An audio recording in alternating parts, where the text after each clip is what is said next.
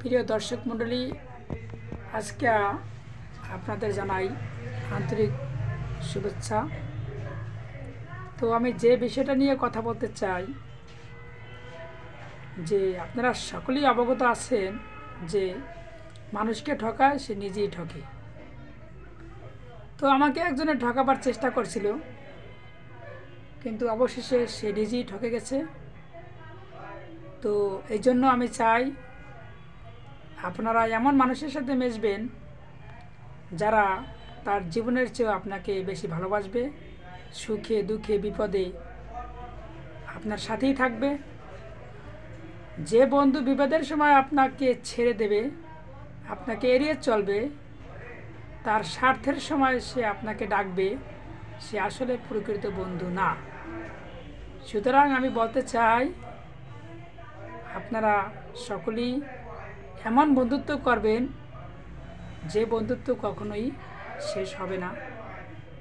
তো আজকে আমার এই কথা শুনে কারো ভালো লাগতে পারে, আবার কারো খারাপও লাগতে পারে, কিন্তু মাস্ট যা সত্য আমি তাই বলছি।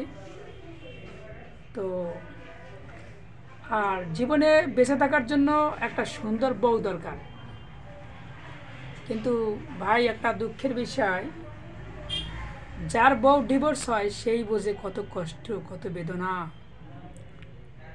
আসলে অন্য কেউ বুঝতে পারে না।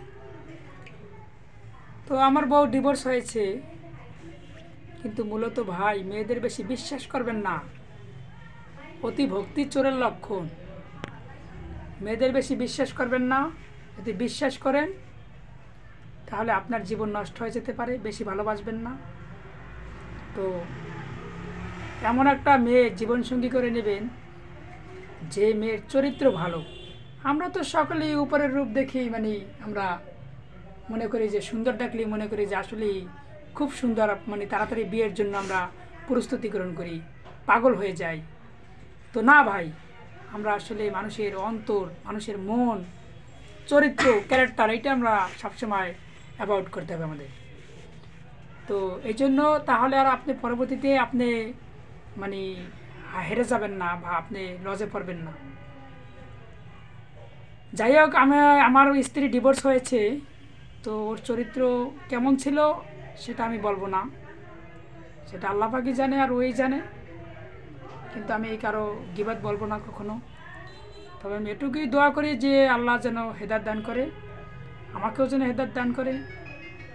তো আমি আমার স্ত্রীর জন্য দোয়া করি, ও যেন অন্য এক জায়গায় বিয়ে বয়ে সংসার করতে পারে, ওর জীবনটা যেন নষ্ট হয়ে না যায়, এটাই আমি কাম্য করি। আমি ওর জন্য দোয়া কামনা করি। আর আপনারাও দোয়া করবেন, যে স্ত্রী প্রথম স্বামীকে ত্যাগ করে চলে যেতে পারে, তার জন্য দোয়া করবেন, তাকে যেন আল্লাহ হেদায়েত দান করে।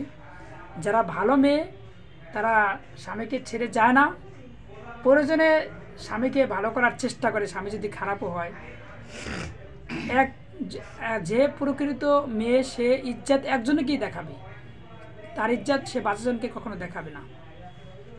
কিন্তু আমি কারোর জন্য করি না, ওর জন্য আমি কোনো খারাপ মন্তব্য করি না, প্লাস কোনো নেগেটিভ সাইড চিন্তা করি না।